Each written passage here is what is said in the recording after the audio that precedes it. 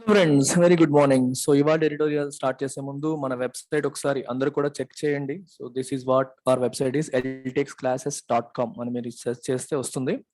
And ఇందులో latest offers అన్ని కూడా మీకు కనిపిస్తుంటాయి. ఫర్ ఎగ్జాంపుల్ ఇండిపెండెన్స్ డే కి we are running a special campaign. UPSC అనేది ఇప్పటి వరకు ఎప్పుడు లేనంత తక్కువ ఫీజుకి మీకు అందుబాటులో వస్తుంది. So you can see UPSC Infinity is now available at just 40,000. ఇక్కడ మీకు 40,000కే వచ్చేస్తుంది. అండ్ యూపీఎస్సీ ఆప్షనల్స్ కూడా if you see you're getting them at 20,000 rupees. Any optional you can take 20,000 మాత్రమే. Foundation course NCERT foundation course recent గా launch చేసాం and it is launched at 10,000 rupees. అది 15th August లోపు మీరు join అయితే 10,000 కే మీకు అది వస్తుంది. అండ్ యూపీఎస్సీ ఇన్ఫినిటీ తీసుకునే వాళ్ళకి ఆప్షనల్ కూడా ఫౌండేషన్ కోర్స్ కూడా ఫ్రీ వస్తుంది అనమాట.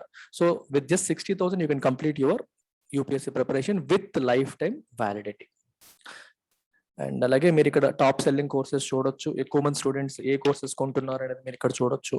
అలాగే మన యూపీఎస్సీ అన్ని కోర్సెస్ కూడా మీరు ఇక్కడ వ్యూ మోర్ కొడితే అన్ని వచ్చేస్తాయి. ఏ కోర్సెస్ ఉన్నాయి అనేది మొత్తం you will see all UPSC courses here. And if you go little down you will see UPSC optionals. మనం 4 ఆప్షనల్స్ ఆఫర్ చేస్తున్నాం. అన్నింటిపైన కూడా మీకు స్పెషల్ ఇండిపెండెన్స్ డే ఆఫర్ నడుస్తుంది. 20,000కే మీకు ఆప్షనల్ లైవ్ అండ్ రికార్డెడ్ వచ్చేస్తుంది. అలాగే ఏపీఎస్సీ వాళ్ళకి గ్రూప్ 1, టీఎస్పీఎస్సీకి గ్రూప్ 1 వస్తుంది. బ్యాంక్ వాళ్ళకి, ఎస్ఎస్సి వాళ్ళకి recently launch this one NRI CET infinity.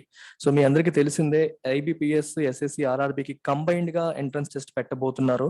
And this is going to be active from next year. So ఈ సంవత్సరం ఎవరైతే రిలీవ్ అవుతున్నారో మీరు ఓన్లీ బ్యాంక్ ఎగ్జామ్స్ లేదా ఓన్లీ రైల్వే ఎగ్జామ్స్ అని పెట్టుకోకుండా ఎన్ఆర్ఐ సిఈటీకి ప్రిపేర్ అవ్వాలి. ఎందుకంటే నెక్స్ట్ ఇయర్ నుంచి మీకు ఇదే ఉండబోతుంది. ఇప్పటి నుంచి మీరు ప్రిపేర్ అయితే నెక్స్ట్ ఇయర్ కి సిద్ధంగా ఉండడం అనేది జరుగుతుంది. సో ఇందులో మీకు ప్రిలిమ్స్ అండ్ మెయిన్స్ రెండు కవర్ చేస్తాను. లైఫ్ టైం వ్యాలిడిటీ ఉంటుంది. టెస్ట్ సిరీస్ కూడా ఇంక్లూడ్ అవుతుంది.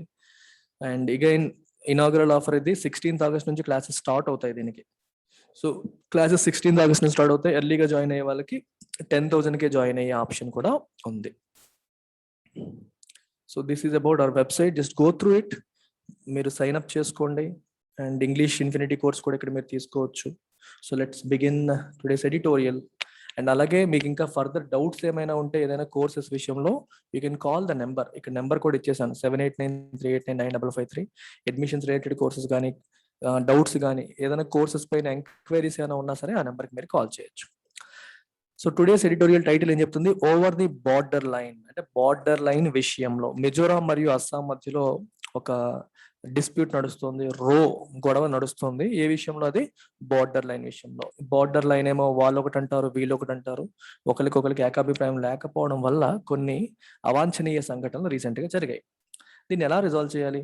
ఏ people oriented approach facilitated by the centre can help resolve Assam Mizoram border vocabulary ఒకసారి చూస్తే మీరు అనే పదం వచ్చింది. అనే పదానికి మీనింగ్ ఏంటి? గొడవ. ఇక్కడ అంటే మీనింగ్ వరుస అని కాదు, గొడవ అని, కాన్ఫ్లిక్ట్ అని, వివాదం అని ఆ మీనింగ్ వస్తుంది. కి మల్టిపుల్ మీనింగ్స్ ఉంటాయి.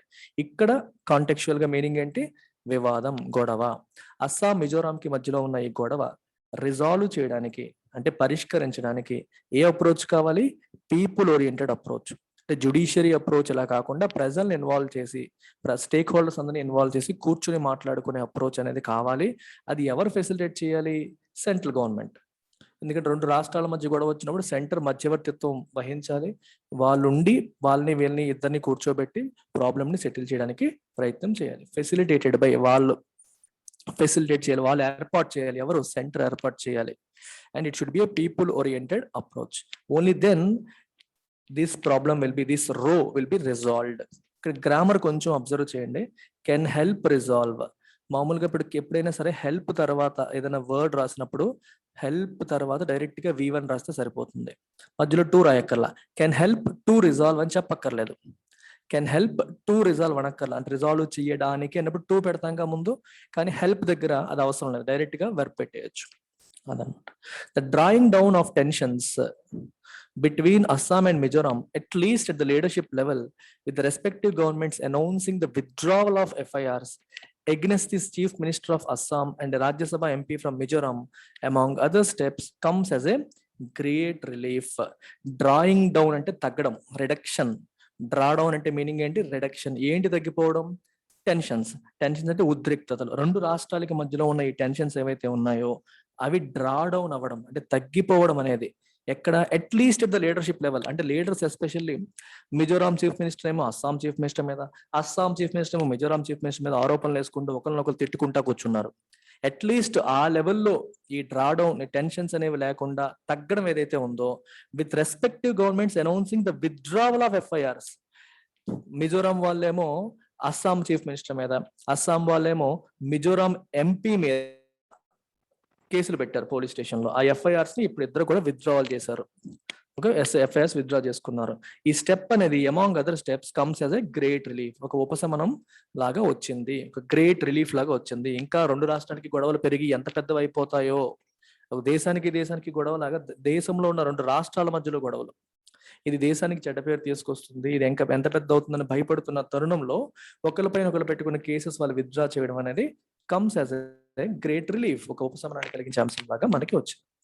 These actions followed the death of 6 policemen and a civilian from Assam in a violent gunfight in the border town of Wairengte in Mizoram on July 26, which exacerbated an already fraught situation between the states.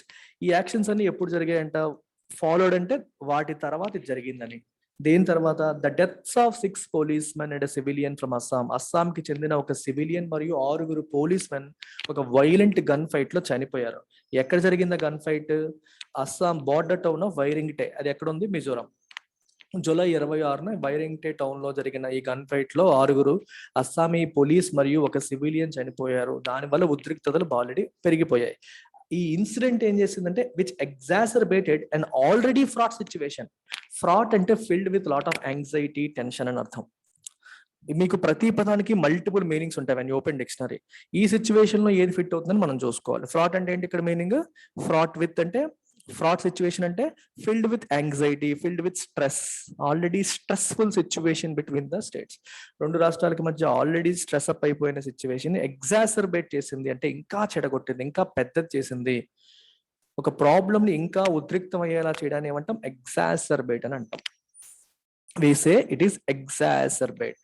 Already ఉన్న problem ని ఇంకా పెద్దది అయ్యేలాగా చేయడం between the states అన్నమాట. ఈ రెండింటి మధ్య ఉన్న సిచ్యువేషన్ ఉద్రిక్తతను పెంచిన ఆ ఇన్సిడెంట్ తర్వాత ఈ యాక్షన్స్ జరిగాయి. ఒకరి మీద ఒకరు కేసులు పెట్టుకున్నారు, ఆ తర్వాత ఇప్పుడు విత్డ్రావల్ కూడా చేశారు. ద రిటాలియేటరీ యాక్షన్స్ అంటే దెబ్బకి దెబ్బ, తిప్పి కొట్టడం. నువ్వు నా మీద కేసేస్తావా, నేను నీ మీద కేసేస్తాను. నువ్వు నన్ను హింసిస్తావా, నేను హింసిస్తాను. నువ్వు నన్ను తిడతావా, నేను తిడతాను. నువ్వు నన్ను కొడతావా, నేను కొడతాను. ఇలాంటివి రిటాలియేటరీ యాక్షన్స్, దెబ్బకి దెబ్బ. ఓకే, తిప్పి కొట్టడం అంటాం కదా. The retaliatory actions such as filing FIRs against prominent representatives, అంటే పేరున్న representatives పైన FIRs ఫైల్ చేయడం at a time when locals in the Barak Valley in Assam had already imposed a blockade. Blockade అంటే అర్థం ఏంటి? బ్లాకేడ్ అంటే meaning ఏంటి? Move కానియకుండా ఆపడం, బ్లాక్ చేసేయడం. ఒక రోడ్ మీరు బ్లాకేడ్ చేశారంటే అర్థం ఏంటి? If you are imposing a blockade, that means you are sealing the place. ఆ ప్లేస్ లో ఎవరు వెళ్ళనీయకుండా ఆపేయడం. ఆ బార్డర్ బరాక్ వ్యాలీలో అస్సాంలో ఉన్న ఈ లోకల్స్ ఏం చేశారు? బ్లాకేడ్ ఇంపోజ్ చేశారు. అంటే ఇక్కడ నుంచి మేము మిజోరాం వెళ్ళనివ్వము, ఈ ప్లేస్ నుంచి మీరు వెళ్ళడానికి అవకాశం లేదని వాళ్ళు బ్లాక్ చేసేసారు. Disallowing trucks with essential goods from entering Mizoram. Essential goods అంటే నిత్యావసరమైన సరుకులు మిజోరాం ఎంటర్ అవ్వకుండా వీళ్ళు ఆపేస్తున్నారు అక్కడ బార్డర్ టౌన్ లో. అర్థమైందా? అంటే ఇవన్నీ ఒకరి మీద ఒకరు కోపంతో వేసుకున్నారు. వాళ్ళ రిప్రజెంటేటివ్స్ మీద వీళ్ళ రిప్రజెంటేటివ్ వాళ్ళ మీద వాళ్ళు ఎఫ్ఐఆర్స్ వేసుకున్నారు ఫస్ట్. దానికి తోడు అస్సాంలో వాళ్ళు ఏం చేస్తారు? మిజోరాంకి వెళ్ళే ట్రక్స్ ఆపేస్తున్నారు, బ్లాక్ చేస్తున్నారు. ఇవన్నీ దేన్ని ఇండికేట్ చేస్తున్నాయి? They seem to indicate that states leaderships were throwing away their scabbards, militating against their own moves to restore calm. Scabbard అంటే అర్థం ఏంటంటే కత్తి. మనకి పెద్ద రాజుల దగ్గర కత్తులు ఉంటాయి చూడండి, ఆ పెద్ద పెద్ద కత్తుల్ని వాళ్ళు ఎలా పెడతారు? స్కబాడ్ లో. అంటే కత్తి పెట్టుకునే ప్లేస్ అన్నమాట. అంటే ఒక ఐటమ్, అది కత్తిని స్టోర్ చేసుకునే ఐటమ్. మీ కత్తి షేప్ లోనే ఉంటది, లోపల గుల్లగా ఉంటది, కత్తి అందులో పెట్టేసుకుంటారు, ప్రొటెక్షన్ అన్నమాట. స్కెబాడ్ ఏం చేస్తుంది? అవసరమైనప్పుడు కత్తిని దాంట్లోంచి బయటికి తీస్తారు. అర్థమైందా? నడుము కట్టుకుంటారు కదా, నడుముకి స్కెబాడ్ పెట్టి దాంట్లో కత్తి పెడతారు. అది ఎప్పుడైతే బయటికి తీస్తారంటే యుద్ధం వచ్చినప్పుడు బయటికి తీయాలి, మిగిలిన టైంలో స్కెబాడ్ లో పెట్టేసుకోవాలి. ఇక్కడ ఏం రాశారు? Throwing away their scabbards. అంటే కత్తిని మనం స్కెబాడ్ లో పెడితే ఆ కత్తి మనం ఉపయోగించము, స్టోర్ చేస్తాం అని అర్థం. స్కెబార్డ్ నుంచి బయటికి తీసాం అనుకోండి, ఇంకా యుద్ధానికి రెడీ అయిపోతున్నాం, కత్తులు నూరుకుంటున్నాం అని అర్థం. థ్రోయింగ్ అవే స్కెబార్డ్ అంటే అర్థం ఏంటి? ఇంకొకరితో కత్తులు నూరుకుంటున్నారు, ఆ యుద్ధం అనేది జరగకుండా, అంటే గొడవలు అనేది జరగకుండా ఆపట్లేదు అనే మీనింగ్ వస్తుంది అక్కడ. కత్తిని స్టోర్ చేసే ప్లేస్ అది, అది నువ్వు విసిరేసావంటే ఏమర్థం? నువ్వు కత్తికి రెడీగా ఉంది, దాంతో నువ్వు పొడి చేయొచ్చు, ఏమైనా చేసేయచ్చు, ఆ సెన్స్ వస్తుంది అక్కడ. అర్థమైందా? That seem to indicate that state leaderships were throwing away they scabbards విసిరేస్తున్నారు, ఇంకా కత్తులు తీసుకొని యుద్ధానికి రెడీ అయిపోతున్నారు అన్న ఇండికేషన్ వచ్చేసింది. Militating against their own moves to restore calmness ని రెస్టోర్ చేయడానికి. కామ్ అంటే తెలుసు కదా, ఎటువంటి గొడవలు లేకుండా ప్రశాంతమైన వాతావరణాన్ని మళ్ళీ తీసుకురావడానికి వాళ్ళు చేస్తున్న ప్రయత్నాలకి ఆటంకపరుస్తూ, మిలిటేట్ అగైన్స్ట్ అంటే to try to prevent something from happening, అంటే ఒక మంచి జరగకుండా ఆపడం. మిలిటేట్ అగైన్స్ట్ సంథింగ్ అంటే దట్ సంథింగ్ జరగకుండా ఆపడం, ప్రివెంట్ చేయడం అన్నమాట. ఏంట ప్రయత్నం? కామ్నెస్ ని రెస్టోర్ చేయడానికి చేసే ప్రయత్నాన్ని, మూవ్స్ ని ఆపేలాగా వీళ్ళు ఈ పని చేస్తున్నట్టుగా మనకు అనిపించింది. After all, governments had taken the right decision to withdraw their police forces from a 4-kilometer disputed stretch and let it be manned by central paramilitary forces. Still a permanent solution is found on the border question. రెండు వైపులా governments కూడా వాళ్ళ police forces ని border దగ్గర నుంచి remove చేయడానికి ఒప్పుకున్నారు. ఇద్దరు విత్డ్రా చేసేసారు. మన బార్డర్ దగ్గర ఎవరు ఉంటారంటే సెంట్రల్ పారామిలిటరీ ఫోర్సెస్ ఉంటాయి. అది వీళ్ళకి చెందిన వాళ్ళు కాదు, వాళ్ళకి చెందిన వాళ్ళు కాదు, సెంట్రల్ గవర్నమెంట్ కి చెందిన వాళ్ళు ఉంటారు. బార్డర్ సొల్యూషన్ కి పర్మనెంట్, ఈ బార్డర్ రోకి గొడవకి పర్మనెంట్ సొల్యూషన్ వచ్చేంత వరకు it will be manned by, అంటే వాళ్ళందరూ అక్కడ ఉంటారని అర్థం. మ్యాన్ అంటే అక్కడ ఉండడం, మోహరింపడం అనే మీనింగ్ వస్తుంది. But the blockade and the damage caused to the only rail line connected to Mizoram made matters tough. Mizoram కి కనెక్ట్ అవుతున్న ఒకే ఒక రైల్ లైన్ ని డ్యామేజ్ చేశారు. మరియు ఇంకేం జరిగింది? బ్లాకేడ్, అస్సాం నుంచి ఇక్కడికి ఎసెన్షియల్ గుడ్స్ రాకుండా బ్లాక్ చేశారు. ఈ రెండు ఏం చేసాయి? దే మేడ్ మ్యాటర్స్ ని ఇంకొంచెం జటిలం చేసాయి. మ్యాటర్స్ ని జటిలం చేసి, సంక్లిష్టం చేసేసాయి అనమాట. కల్మినేటింగ్, అది చివరికి దేనికి దారితీసింది? In the Mizoram bar association filing a PIL before the Aizawl bench of the Guwahati high court against the economic blockade. ఇది ఎకనామిక్ బ్లాకేడ్, మా ఆర్థిక మూలాలను దెబ్బకొడుతున్నారు, మిజోరాం అనేది ఇప్పుడు నష్టపోబోతుందని చెప్పి Aizawl bench of Guwahati high court, Assam రాజధాని గౌహతి కదా, గౌహతిలో ఐజ్వాల్ బెంచ్ అంటే మిజోరాం వాళ్ళకి సెపరేట్ బెంచ్ ఉంది, దాంట్లో ఒక పబ్లిక్ ఇంట్రెస్ట్ లిటిగేషన్ వేశారు. రైట్, ఇక్కడ కల్మినేటింగ్ అనే పదం వచ్చింది. కల్మినేటింగ్ అంటే ఫైనల్ గా ఎండింగ్ విత్ అని అర్థం. అంటే ఇది క్లైమాక్స్ అనమాట. ఇదేంటి మీకు క్లైమాక్స్ అని అర్థమైందా? క్లైమాక్స్ అంటే అర్థం ఏంటి? You start with something but it is finally ended with that. అంటే ఇద్దరి మధ్య గొడవ జరిగి వాళ్ళు రైల్ లైన్ బ్లాక్ చేసేయడం, ఎసెన్షియల్ గుడ్స్ రాకుండా చేయడం వరకు చివరికి ఫైనల్ గా ఈ మిజోరాం వాళ్ళు అస్సాం గౌహతి హైకోర్టులోని సెపరేట్ బెంచ్ లో కేసు ఫైల్ చేసే పరిస్థితికి దారి తీసింది. It has culminated in that. If something culminates, that means అక్కడికి రీచ్ అయింది, అది క్లైమాక్స్ అయింది, చివరికి దానికి దారి తీసింది అనే మీనింగ్ వస్తుంది. ఇంకా the chief ministers now seem committed to talks. ఇప్పుడు వాళ్ళు చర్చలకు సిద్ధంగా ఉన్నట్టు కనిపిస్తున్నారు. With Assam Himanta Biswa Sarma even suggesting that his government will approach the Supreme Court to find an amicable solution. Amicable అంటే ఫ్రెండ్లీ, ఒక ఫ్రెండ్లీ సొల్యూషన్ ని కనిపెట్టడానికి గవర్నమెంట్ సుప్రీం కోర్టుని అప్రోచ్ అవుతుందని కూడా చెప్పారు. హిమంత బిశ్వ శర్మ ఆ విషయాన్ని కూడా చెప్పడం జరిగింది. Continuing talks without recriminations. Recrimination అంటే ఒకళ్ళ మీద ఒకళ్ళు ఎక్విజేషన్. మీరు ఒక మాట అన్నారు అనుకోండి, నేను నిన్ను ఇంకో మాట అంటాను, నువ్వు ఒక మాట అంటే నేను ఇంకో మాట, అంటే మాటకి మాట విసరడం, ఒక ఆరోపణకి ఇంకొక ప్రత్యారోపణ చేయడం, దాన్ని రిక్రిమినేషన్ అంటాం. It is an acquisition in response to another acquisition. మన మీద ఒక ఆరోపణ చేశాడు కాబట్టి మనం ఇంకో ఆరోపణ చేస్తాం, దాన్ని రిక్రిమినేషన్ అంటాం. ఈ ప్రత్యారోపణలు చేసుకోకుండా చర్చలు జరపడం is the only way out. అదొక్కటే పరిష్కారం. వే అవుట్ అంటే అదొక్కటే పరిష్కారం. దేనికి? టు ట్యాంప్ డౌన్ అంటే reduce tensions between the two states. రెండు రాష్ట్రాల మధ్య ఉన్న టెన్షన్స్ తగ్గించడానికి అది ఒక్కటే మార్గం. That's the only way out అని చెప్తున్నారు. The situation should never have come to this. అసలు సిచ్యువేషన్ ఇక్కడ వరకు వచ్చి ఉండకూడదు. What began as a conflict between residents of the states in the border area, that is disputed between them, morphed into a violent battle between police with paramilitary forces doing little to control or halt this. అర్థమైందా?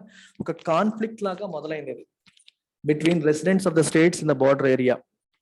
అది ఇప్పుడు ఎలా అయిపోయింది, it morphed into, మారిపోయింది. ఏ రకంగా మారిపోయింది, రూపాంతరం చెందింది, ఇంటి వైలెంట్ బ్యాటిల్, ఒక వైలెంట్ బ్యాటిల్ కింద మారిపోయింది బిట్వీన్ ఎవరెవరి మధ్యలో, పోలీస్ కి పారామిలిటరీ ఫోర్సెస్ కి, ఓకే సారీ బిట్వీన్ పోలీస్, ఇద్దరి మధ్య, అస్సాం పోలీస్ కి మరియు మిజోరాం పోలీస్ కి మధ్యలో ఒక యుద్ధం లాగా మారిపోయింది.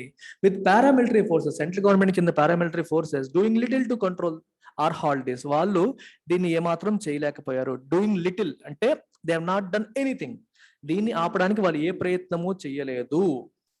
అర్థమైందా, ఏ ప్రయత్నం వాళ్ళు చేయలేదు. అదేమో రెండు రాష్ట్రాల పోలీసుల మధ్యలో ఒక యుద్ధానికి దారితీసేసింది. Their role in stopping the violence and securing the peace in the border areas between the states will now be Paramount.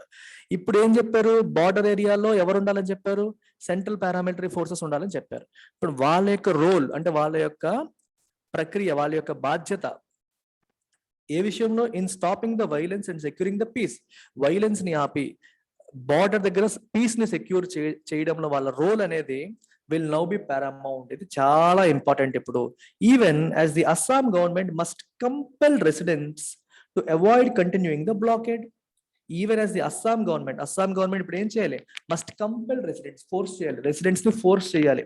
దేనికి, to avoid continuing the blockade ని కంటిన్యూ చేయకుండా అవాయిడ్ చేసేలాగా అస్సాం గవర్నమెంట్ ఏమో వాళ్ళ రెసిడెంట్స్ ని ఫోర్స్ చేయాలి. ఎందుకంటే ఆ బరాక్ వ్యాలీలో ఉన్న అస్సాం వాళ్ళు ఏం చేస్తున్నారు, ప్రజలు ట్రక్స్ ని ఆ మిజోరాంకి వెళ్లకుండా ఆపేస్తున్నారు, రైల్ లైన్ ని డ్యామేజ్ చేస్తారు. అలా చేయకుండా వాళ్ళని ఇప్పుడు ఫోర్స్ చేసి కన్విన్స్ చేయాలి. ఎవరు కన్విన్స్ చేయాలి, అస్సాం గవర్నమెంట్ కన్విన్స్ చేయాలి. అండ్ ఇంపార్షియల్ ఎంక్వైరీ, ఇంపార్షియల్ అంటే ఎటువంటి బయాస్ లేకుండా నిష్పక్షపాత ఎంక్వైరీ జరగాలి, విచారణ జరగాలి. Into the sequence of events that led to the firing incident and deaths must also be held so that the situation doesn't recover. ఆరుగురు Assam police చనిపోవడానికి దారి తీసిన అంశాలపైన నిష్పక్షపాతంగా ఒక విచారణ అనేది జరగాలి.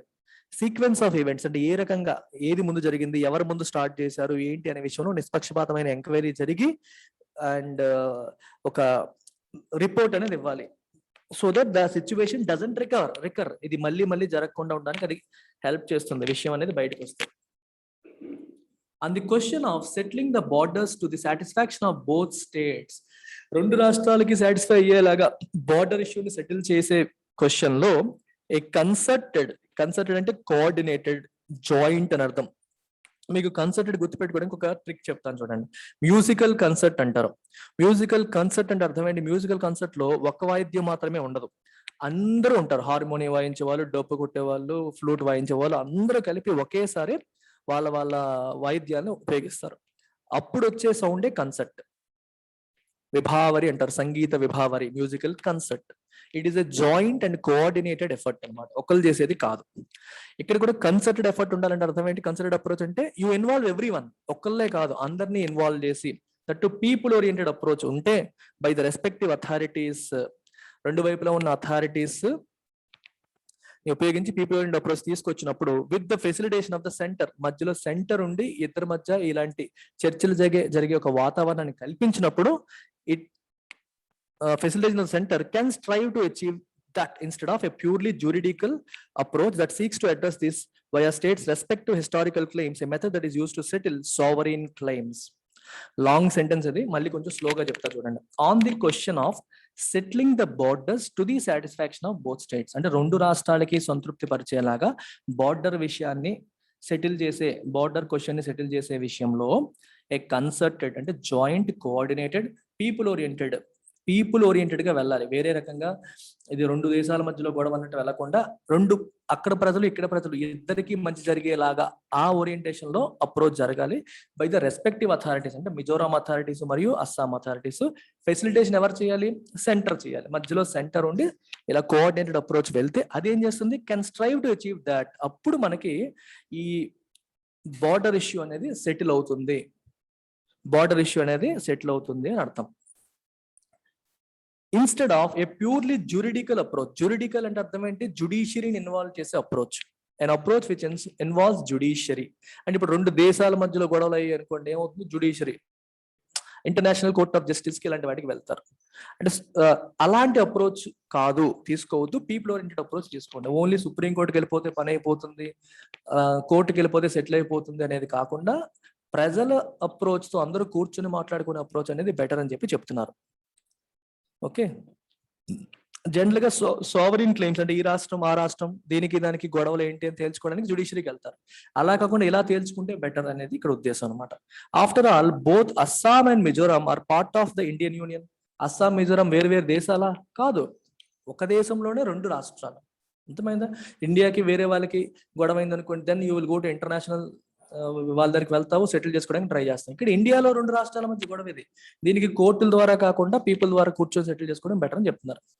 ఇండియన్ యూనియన్ లో అవన్నీ భాగం. అండ్ ఇంటర్స్టేట్ కోఆపరేషన్ అండ్ కొహెజన్, రెండు రాష్ట్రాల మధ్యలో కోఆపరేషన్ ఉండడం, కొహెజన్ అంటే కలిసి పని చేసుకోవడం ఏదైతే ఉంటుందో. కొహెసివ్ అంటే మీరు చూడండి, మీరు పారాజంబుల్స్ రాస్తారు ఎగ్జామ్ లో, కొహెసివ్ పారాగ్రాఫ్ అంటే ఒకదాంతో ఒకటి సింక్ అయ్యేటట్టుగా, ఒకదాంతో ఒకటి లింక్ అయ్యేటట్టుగా, గొడవలు లేకుండా, కాన్ఫ్లిక్ట్ లేకుండా ఉండడం. And these are central to the sanctity of Indian federal system. India is a federal system. Federal అంటే అర్థం ఏంటి? Powers are divided between center and states and between states. రాష్ట్రాల మధ్యలో పవర్స్ డివైడ్ అయ్యాయి, సెంటర్ కి రాష్ట్రాలకి మధ్యలో కూడా పవర్స్ డివైడ్ అయ్యాయి. ఒక ఫెడరల్ సిస్టమ్ లో శాంక్టిటీ ఉండాలి, sanctity of the federal system ఉండాలి అంటే, పవర్ డివిజన్ ప్రాపర్ గా ఉండాలి అంటే, ఒకళ్ళ మధ్య ఒకరికి కోఆపరేషన్ ఉండాలి. గొడవలు అనేవి మంచివి. కోఆపరేషన్ ఉన్నప్పుడే మీకు ఫెడరల్ సిస్టమ్ అనేది మీకు దాని యొక్క శాంక్టిటీ అనేది నిలబడుతుంది. శాంక్టిటీ అంటే పవిత్రత. పవిత్రత, శాంక్టిటీ అంటే దాని యొక్క హోలీనెస్, పవిత్రత అని అర్థం అనమాట. ఇప్పుడు చూడండి, మనం గుడికి వెళ్ళేటప్పుడు చెప్పులు బయటికి పెట్టి వెళ్తాం. ఎందుకు? To preserve the sanctity of the temple. అది పవిత్రమైన ప్లేస్, అక్కడ మనం ఇలా చెప్పులతో వెళ్ళకూడదు, దాన్ని అపవిత్రం చేసినట్టుగా అవుతుంది. గర్భగుడిలోకి మనం వెళ్ళకూడదు, పంతులు గారు మాత్రమే వెళ్ళాలి. ఇవన్నీ ఏంటి? All these things are there to preserve the sanctity of the temple. Similar గా federal system, a system where in powers are divided between centre and states. దాని యొక్క శాంక్టిటీ ఉండాలి అంటే స్టేట్స్ మధ్య కోఆర్డినేషన్ ఉండాలి, సెంటర్ కి స్టేట్స్ కి మధ్యలో కూడా కోఆపరేషన్ అనేది ఉండాలి. అప్పుడే దాని యొక్క పవిత్రత కాపాడిన వాళ్ళం అవుతాము, నిలబడుతుంది అని అర్థం అనమాట. ఓకేనా? Take care. And there is a separate English course for those who want to improve English. English మీరు ఇంప్రూవ్ చేసుకోవాలనుకుంటే ఇంగ్లీష్ కి సెపరేట్ కోర్స్ ఉంది. ఈ నెంబర్కి మీరు కాల్ చేయొచ్చు. మీకు 3000 రూపీస్ ఫీజు. ఇది మీకు అన్ని ఎగ్జామ్స్ కి, ఆల్ కాంపిటేటివ్ ఎగ్జామ్స్ కి కూడా మీకు హెల్ప్ అవుతుంది. You can see this English Infinity. This is useful for bank, PO clerk, SSC, CGL, రాబోతున్న NRA, CET, RBI grade B, CLAT, UPSC, CSAT, CGL అన్ని ఎగ్జామ్స్ కి కూడా హెల్ప్ అవుతుంది. క్లాసెస్ నేనే స్వయంగా చెప్తాను. అండ్ మీరు ఈ నెంబర్ కి కాల్ చేసి జాయిన్ కావచ్చు. 3000 rupees is the fee. Take care, bye.